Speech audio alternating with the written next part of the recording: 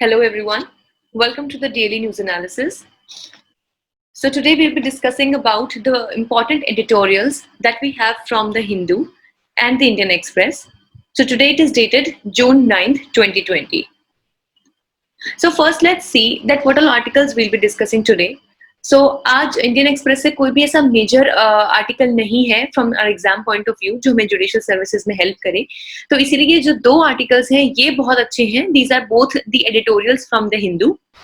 तो पहला आर्टिकल है Who's afraid of monetization of the deficit. तो ये अभी एक्चुअल में ये दोनों ही जो है वो कोविड-19 के ही जो इम्पैक्ट हमारी इकोनॉमी पे पड़ा है, और ये स्पेसिफिकली इकोनॉमी की बात करता है ये. और ये वाला जो दूसरा आर्टिकल है the critical role of decentralised responses, ये भी इकोनॉमिक ग्रोथ की और फाइनेंशियल स्टेबिलिटी की बात करता है, बट जो हमारा थर्ड टायर ऑफ गवर्नमेंट है उसके बारे में. So let's begin. So the first article which we'll be discussing today is the monetization, about the monetization of the fiscal deficit. So यहाँ पे हमें कुछ चीजें जो हैं वो सबसे पहले समझना जरूरी है, तभी हमें ये आर्टिकल, हमें जो इसका पूरा कंटेक्स्ट है वो हमें समझ में आएगा.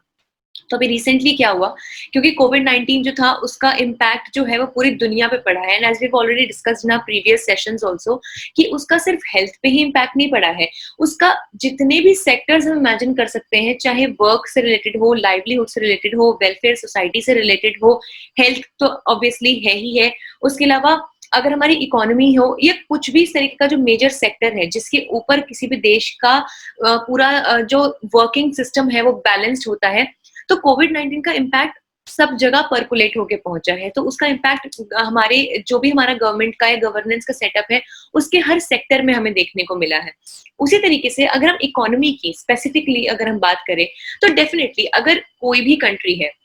वो अपनी इंफ्रास्ट्रक्चर को डेवलप करना चाहती है, हेल्थ को डेवलप करना चाहती है, उसमें एजुकेशन को डेवलप करना चाहती है, या फॉर एग्जाम्पल कुछ भी अगर वो करना चाहती है, तो अगर उसकी इकोनॉमी स्ट्रांग है तो कह सकते हैं कि वो देश बहुत इजीली डेवलप कर जाता है, क्योंकि वो फाइनेंशियली स्टेबल है, फाइनेंशियली सेल्फ रिलायंट है. इसीलिए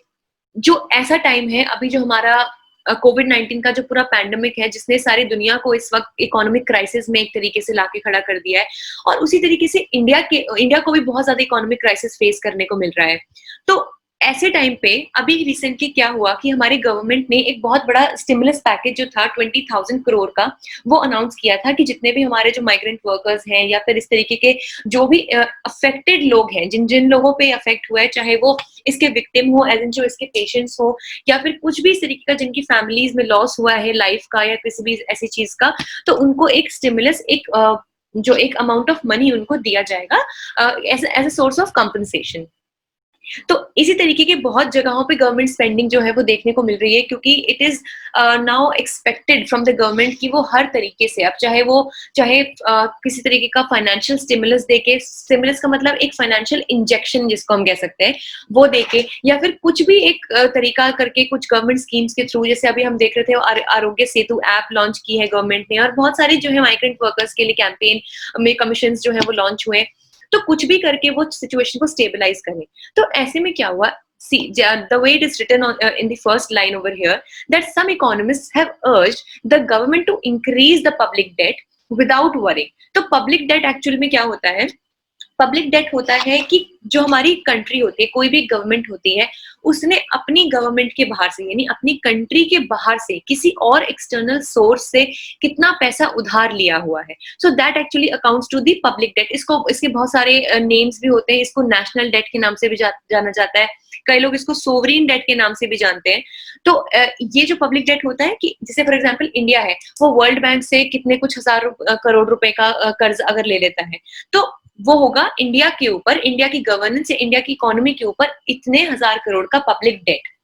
तो जो पब्लिक डेट होता है, this needs to be kept in mind कि ये किसी इंडिविजुअल से भी लिया जा सकता है, but what is important here is कि वो हमारे इंडिया यानी देश की जो बाउंड्री है, टेरिटोरी, उसकी जुरिस्डिक्शन से बाहर का कोई एंटिटी होना चाहिए. तो या तो वो कोई इंडिविजुअल हो सकता है, कोई बहुत बड़ा बिजनेस हो सकता है, या फिर वो खुद कोई और देश की गवर्नमेंट हो सकती है. तो इस ऐसे में अगर हम उनसे कुछ भी कर्ज लेते हैं, कुछ पैसे उधार लेते हैं, so that will accounted to be called as public date.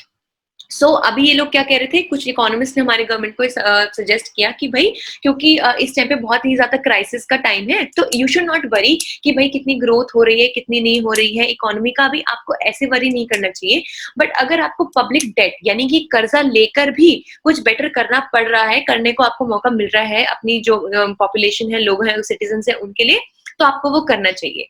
ठीक है,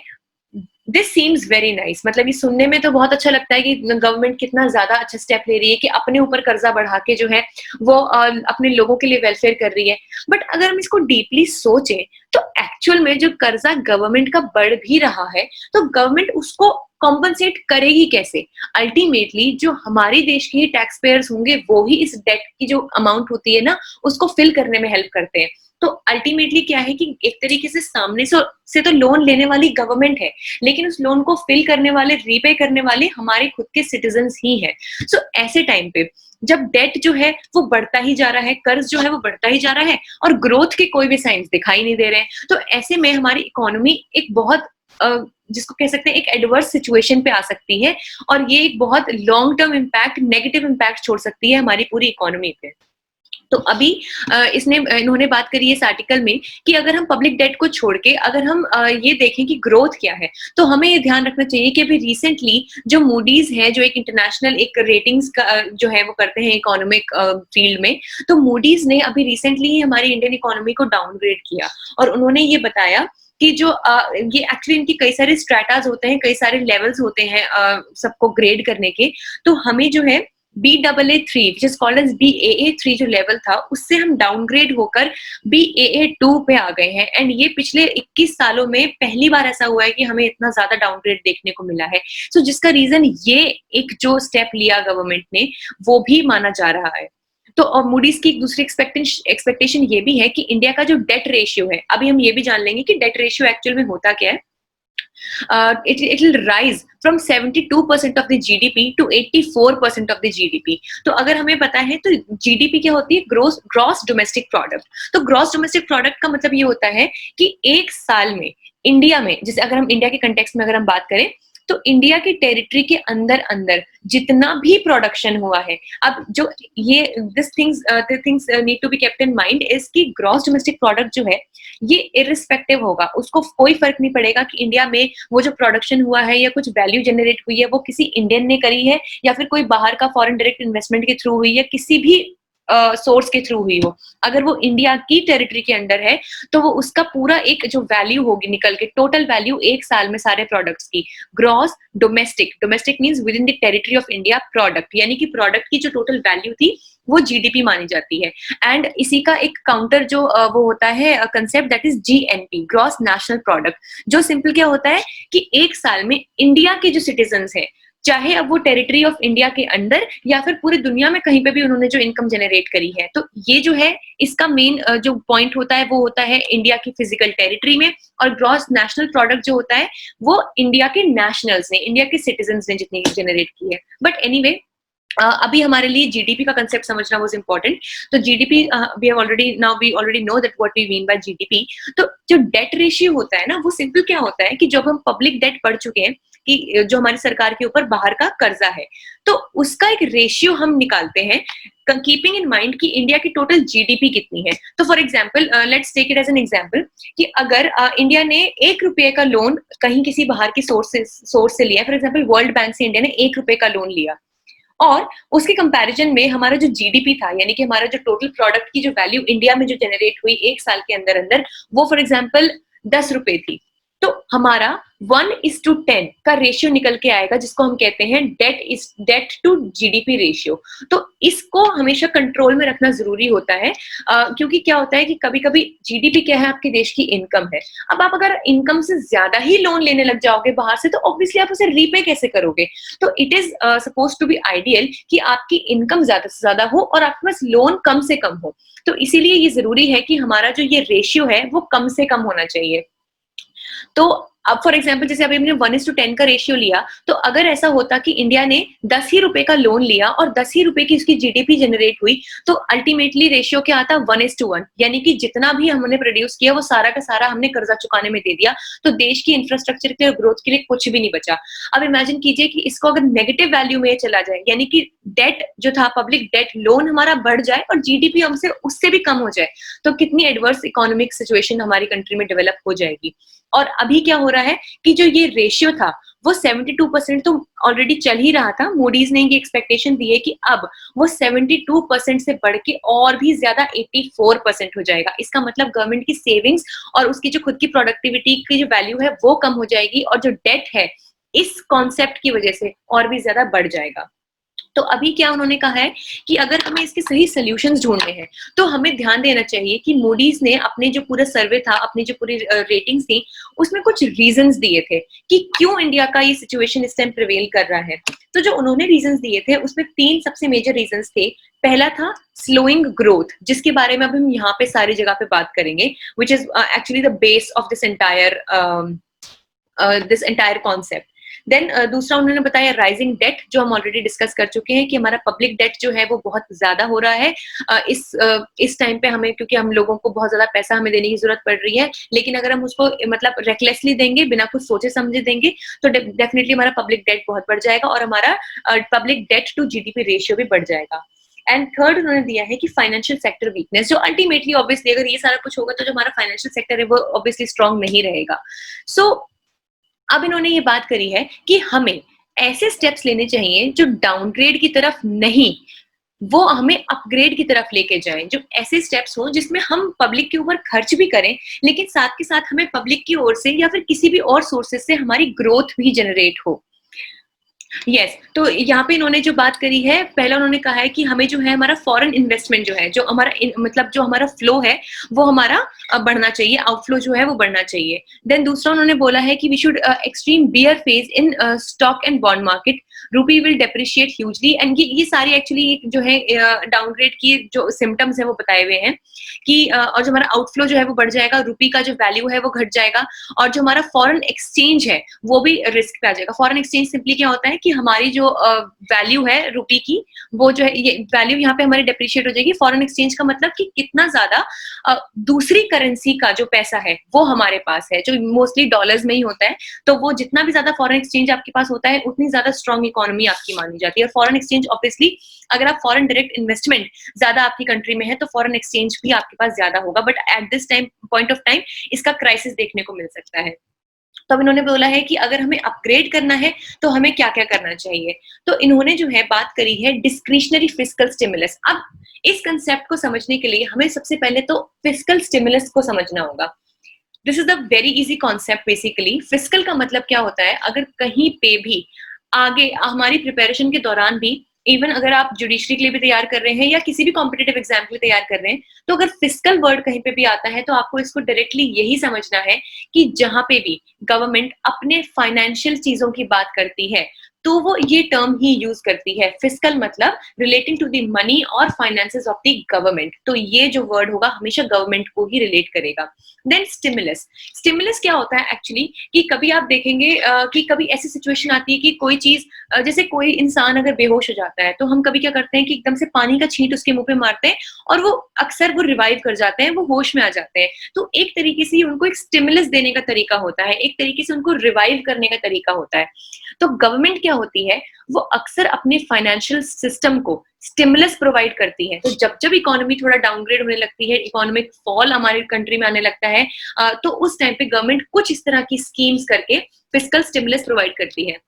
जैसे रिसेंटली अभी क्या हुआ था कि गवर्नमेंट ने काफी सारा फंड जो था वो मनरेगा के लिए अलॉट किया था, ताकि ज्यादा से ज्यादा लोगों के पास पैसा हो, लोगों की डिमांड बढ़े और जिससे इन्फ्लेशन कम होगा और जो इकोनॉमी होगी वो स्ट्रांग हो जाएगी। तो वो भी एक तरीके का स्टिमुलस है। अगर कॉर्पोरेट टैक्स में जैसे अभी रिसेंटली कट किया गया था ताकि इंफ्रास्ट्रक्चर में और जो हमारी कॉर्पोरेट सेक्टर है जो काफी ज्यादा जहां से टैक्स और गवर्नमेंट को पैसा मिलता है तो उसमें अच्छा सा एनहांसमेंट हो सके। तो these are all examples of the fiscal stimuluses that have been given by the government of India and various governments they give in their own country from time to time.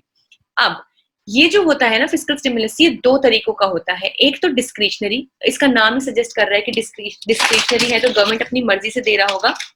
और दूसरा जो stimulus होता है वो हमारा होता है growth. जो हमारा दूसरा स्टिमुलस होता है it is called as the automatic stabiliser. वो सिंपली क्या होता है कि उसका वो क्या होता है, देखिए जो डिस्क्रिशनरी फिस्कल स्टिमुलस होता है ना, वहां पे गवर्नमेंट को रियलाइज हो रहा होता है कि काफी हमारे ये स्टेप्स लेने से ये वाला स्टिमुलस या पर्टिकुलर जो भी उन्होंने नेचर डिसाइड की होती है वो स्टिमुलस प्रोवाइड करने से क्या होगा कि हमारी जो पब्लिक डेट है, जो ये हमने अभी इसको स्टडी किया था कि तो पब्लिक डेट जो है वो बढ़ जाएगा, यानी कि हमारा जो पैसा है वो गवर्नमेंट के पास थोड़ा कम हो जाएगा। ऑब्वियसली वो पैसा अगर बांटेंगे लोगों को या स्कीम्स में देंगे तो गवर्नमेंट के पास जो रिजर्व पैसा बचा हुआ था उसमें से कम ही होगा, क्योंकि वो उसी में से खर्च कर रहा है। और जो दूसरा जो होता है जिसको हम ऑटोमेटिक स्टेबलाइजर भी बोलते हैं, जिसको हम कहते हैं कि वो जो स्टिमुलस होता है वो स्लोइंग ग्रोथ की वजह से होता है, मतलब कि गवर्नमेंट उसमें खास कुछ कर नहीं सकती है और वो खुद ही खुद जो है जो फिस्कल डेफिसिट आ रहा होता है वो अपने आप जो उस ग्रोथ की स्लो होने से आ रहा होता है और वो अपने आप ही स्टेबल हो जाता है। बट काफी टाइम्स पे जो फिस्कल डेफिसिट होता है वो उसको ठीक करने के लिए गवर्नमेंट अपने खुद से डिस्क्रिशनर के ऊपर अपने खुद से इच्छा से वो उन स्टेप्स को उठाती है। तो अभी ये कह रहा है कि गवर्नमेंट को क्या करना चाहिए कि जो हम फिस्कल स्टिमुलस यानी कि जो इकोनॉमी को रिवाइव करने के जो तरीके अपना रहे हैं और गवर्नमेंट अपनी मर्जी से जिनको अपना रही है वो हमें ऐसे इस तरीके से अपनाने चाहिए कि पब्लिक डेट भी ना बढ़े और हमारा जो है डेफिसिट, जो हमारी कमी है, डेफिसिट का मतलब कुल मिला के क्या होता है कि कोई भी गैप जो आ जाता है, जो कमी आ जाती है उसको भी हम मोनेटाइज कर सकें, मतलब उससे भी हम पैसा जनरेट कर सकें। Now this seems a very जिसको हम कह सकते हैं बहुत अलग सा एक कॉन्सेप्ट लगता है कि ऐसा कैसे होगा कि गवर्नमेंट जो है वो बाहर से कर्जा भी ना ले या कहीं से भी पब्लिक डेट भी ना ले और जो डेफिसिट है उसी से वो पैसा कमाए। नाउ इसके तरीके क्या होते हैं, थ्रू वेरियस गवर्नमेंट सिक्योरिटीज। अब गवर्नमेंट सिक्योरिटीज क्या होते हैं कि ये बहुत सारे टाइप्स होते हैं, जैसे कि हमारे बॉन्ड्स होते हैं, गवर्नमेंट बॉन्ड्स जो होते हैं वो गवर्नमेंट सिक्योरिटी कहलाते हैं, हमारे ट्रेजरी बिल्स जो होते हैं वो गवर्नमेंट सिक्योरिटी कहलाते हैं। तो ये दीज आर नथिंग बट ये सिर्फ सिंपली कुछ प्रोमिसरी नोट्स होते हैं, ये डेट के इंस्ट्रूमेंट्स होते हैं, मतलब एक ऐसा कागज, लिटरली जो बॉन्ड का या आप ट्रेजरी बिल का कभी देखेंगे तो वो लिटरली बस एक कॉन्ट्रैक्ट की तरह, एक कागज की तरह ही होता है। और उसमें सिर्फ क्या होता है, एक जो है प्रॉपर एक क्लियर एंड प्रिसाइज लैंग्वेज में लिखा होता है कि government of India on so and so date promises to pay the bearer, जो भी हमारा रहेगा, जो promises to pay the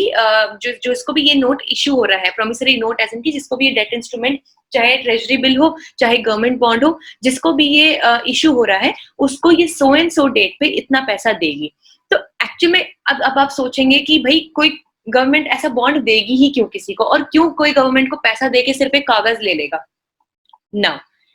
what needs to be thought here is कि जो हमारी गवर्नमेंट होती है, गवर्नमेंट ऑफ इंडिया जो होती है या कोई भी गवर्नमेंट जिसको हम कहें, अगर वो स्टेबल इनफ है, और जैसे हमारी गवर्नमेंट है वो इकोनॉमिकली अदरवाइज बहुत स्टेबल है, अप्स एंड डाउन्स तो ऑब्वियसली आते ही रहते हैं,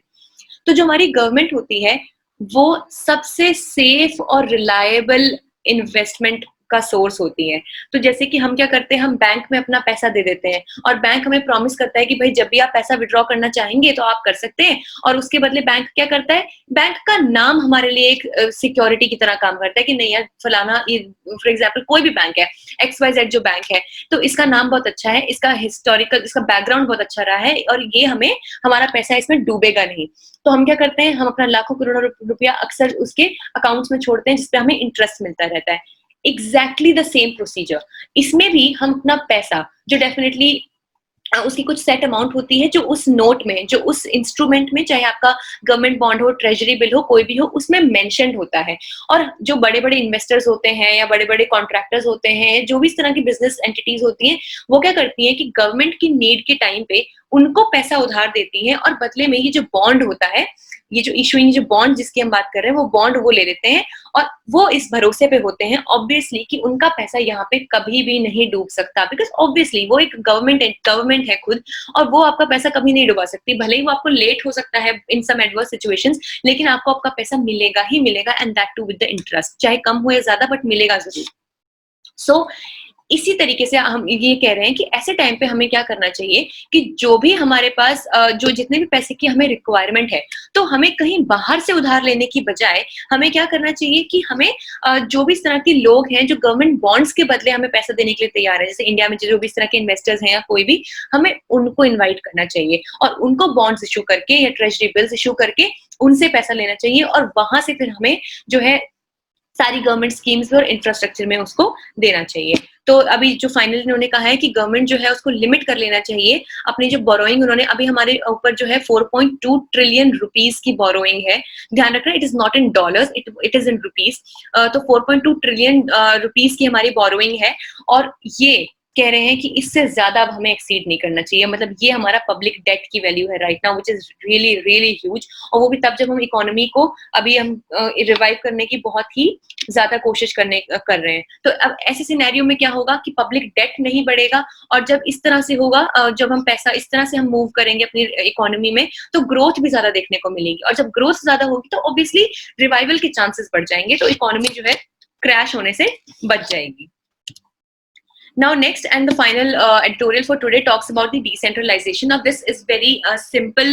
जिसमें बहुत simple points हैं इस आर्टिकल में। आज इन्होंने सिर्फ ये कहा है कि जैसे आज के टाइम पे जो कोविड-19 ने इम्पैक्ट दिया है, तो उस टाइम पे क्या हुआ है कि हमारी डेफिनेटली हमारी सेंट्रल गवर्नमेंट जो है वो बहुत कुछ कर रही है, बट अगर हम देखें जैसे इंडिया जो है वो 3 टायर गवर्नेंस का सिस्टम है, जिसमें हमारा सेंटर है, उसके नीचे हमारा स्टेट्स है, और उसके नीचे हमारी लोकल गवर्नेंस है, जिसमें हमारे पंचायत, म्युनिसिपैलिटीज और अदर लोकल बॉडीज जो है वो फॉल करती हैं।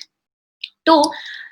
इस टाइम पे अगर हमारी जो लोकल बॉडीज हैं, ये मेनली क्या है, ये आर्टिकल क्या है ना कि सारी लोकल बॉडीज को एम्पावर करने की बात करता है। तो इनका जो एम्पावरमेंट है वो सिर्फ ये नहीं कि इनको कुछ एक रोल पकड़ा दिया है और आपने उस रोल को रोल दे दिया है, दैट्स इट, लेकिन उस रोल तक उसको एग्जीक्यूट करने के लिए ना आपने उनको प्रॉपर फंड्स दिए हैं, ना प्रॉपर ट्रेनिंग दी है, ना प्रॉपर रिसोर्सेज दिए हैं। So obviously there is no point of even having a 3 tier governance in India. तो अभी ये बोल रहा है कि जो कोविड-19 है उसका इम्पैक्ट जो है, अगर हम इंडिया की पर्टिकुलर उसमें बात करें, चाहे जनरलिटी में भी बात करें, तो उसका 4 जो फील्ड्स हैं उसमें सबसे ज्यादा हमें इम्पैक्ट देखने को मिला है। तो पहला है इकोनॉमिक, दूसरा हेल्थ, जो अभी हम बात कर चुके हैं इकोनॉमी के पीछे, एंड हेल्थ ऑब्वियसली, देन दूसरा है वेलफेयर या फिर जिसको हम कह सकते हैं लाइवलीहुड, और चौथा है रिसोर्स मोबिलाइजेशन। अब ये जो आर्टिकल है ये बात करता है कि अगर जो हमारी थर्ड टायर है, जो ये वाली है हमारी, see we have the union first tier, then we have the state second level states जो है हमारी, और तीसरी जो है हमारी पंचायती राज एंड म्युनिसिपैलिटी, जिसमें हमारी जिला पंचायत, ब्लॉक या तालुक पंचायत एंड विलेज पंचायत आती है। देन म्युनिसिपैलिटी में हमारी नगर panchayat, municipal council and municipal corporation की, इनके अंदर की hierarchy actually, which all together is a different topic. सो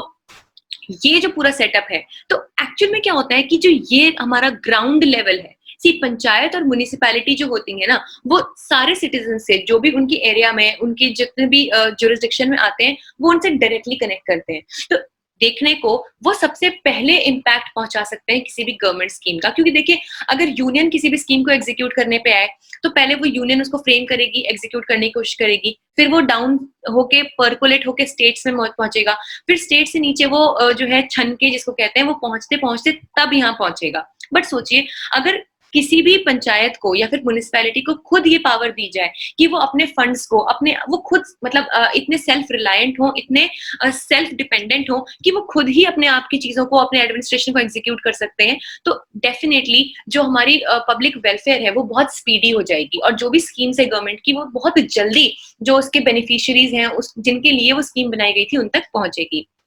सो ये हम बात कर चुके हैं economic, health, welfare, livelihood and resource mobilisation. तो लोकल फाइनेंस की डेप्थ जो अभी हम बात कर रहे थे वो की गई है। तो अभी जो है अगर इकोनॉमिक सर्वे की यहाँ पे एक कोट दिया गया है कि इकोनॉमिक सर्वे 2017-18 ने बोला था कि जो अर्बन लोकल गवर्नमेंट्स है ना, सी जो पंचायती राज होते हैं, पंचायत होती हैं, these are the rural local governments, तो क्योंकि ये रूरल एरिया में फंक्शन करती हैं, और म्युनिसिपैलिटीज जो होती हैं ये अर्बन लोकल गवर्नमेंट्स होती हैं जो अर्बन एरियाज में फंक्शन करती हैं। तो इकोनॉमिक सर्वे 2017-18 के अकॉर्डिंग जो हमारी अर्बन लोकल गवर्नमेंट्स थी ना ये वाली,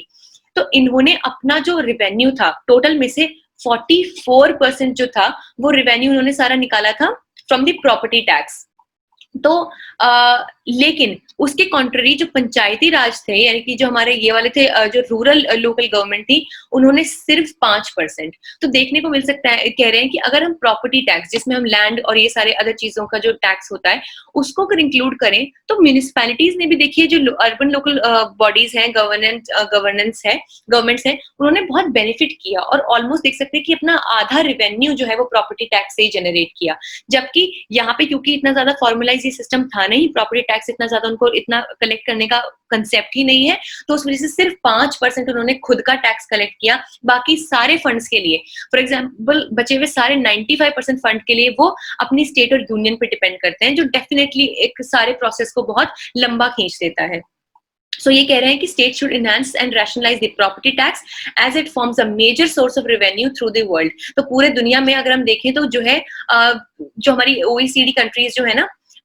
इसमें भी ऑलमोस्ट इनकी 2.1% जो है वो प्रॉपर्टी टैक्स से इनका पैसा आता है, जबकि इंडिया में अगर हम बात करें तो सिर्फ 0.14% ऑफ द जीडीपी आता है। तो इसलिए प्रॉपर्टी टैक्स को अगर हम यहाँ पे अच्छे से इम्प्लीमेंट करें तो काफी ज्यादा फाइनेंशियल स्टेबिलिटी और लोकल फाइनेंस का एक सिनेरियो यहाँ पे डेवलप हो सकता है। फिर वो दूसरी बात करते हैं, एक स्टेप तो ये हो गया, दूसरा जो एमपी लैड्स होते हैं, एमपी लैड्स एक्चुअली उनको एमपीएलएडीएस जिसको कह सकते हैं, ये होता है member of parliament local area development scheme. तो क्या होता है कि हर मेंबर ऑफ पार्लियामेंट को जो गवर्नमेंट होती है वो एक पर्टिकुलर बजट, एक particular amount of money allot करती है, जिसके थ्रू उनको उस एरिया के जहां पे भी उनका वो फंक्शन कर रहे होते हैं उस एरिया के, उस लोकल एरिया के डेवलपमेंट के लिए उसको इन्वेस्ट करना होता है, चाहे वो स्कूल्स बनवाने में, रोड्स बनवाने में या स्ट्रीट लाइट्स लगवाने में, किसी भी एक्टिविटी में उसको खर्च कर सकते हैं। तो उन्होंने क्या किया है, अभी रिसेंटली क्या हुआ है कि जो एमपी लैड्स हैं उनको अभी जो है होल्ड पे लगा दिया गया है। तो उनको जो है ये बोला गया है कि कुछ टाइम तक के लिए जो एमपी लैड्स हैं वो earmarked for the local area government must be assigned to local government। तो ये जो पैसा है इंस्टेड नाउ कि इनको देने की बजाय अब जो लोकल एरिया जिनके हम ये बात ही कर रहे थे, थर्ड टायर ऑफ गवर्नमेंट, इनको असाइन किया जाए, स्पेशली पंचायत को, ताकि अब जो है वो पब्लिक की नीड को जो क्योंकि क्लोजली समझ सकते हैं तो वो डेफिनेटली सही जगह पे उसको तुरंत इन्वेस्ट कर सकते हैं। एंड जो 15th फाइनेंस कमीशन की रिपोर्ट थी, उन्होंने ये कहा था कि the local government grant for 90,000 crore is only 3% higher than the recommend. मतलब कुल मिला के कहते हैं कि 15th फाइनेंस कमीशन ने भी जो पैसा अलॉट किया के अकॉर्डिंग जो पैसा अलॉट हुआ था हमारी लोकल गवर्नमेंट्स को, वो भी सिर्फ 3% ज्यादा था 14th फाइनेंस कमीशन की रिकमेंडेशन से। तो अभी आइडियली ये है कि जो हमारी 16th फाइनेंस कमीशन आएगी है उसके अकॉर्डिंग जो है क्या है कि मतलब उसमें और ज्यादा पैसा जो है वो मिलना चाहिए इनको। So that is all for the day and this is the question. Identify the correct statement or statements about the treasury bills. First, they are short-term debt instruments, and second, they provide money to the individual who takes them from the government. तो आप ये options देखें and consider जो हम पिछले lecture में भी हमने ट्रेजरी बिल्स के बारे में बात करी है, तो ये उसी कंसेप्ट के ऊपर है। That will be all for the day. Thank you so much.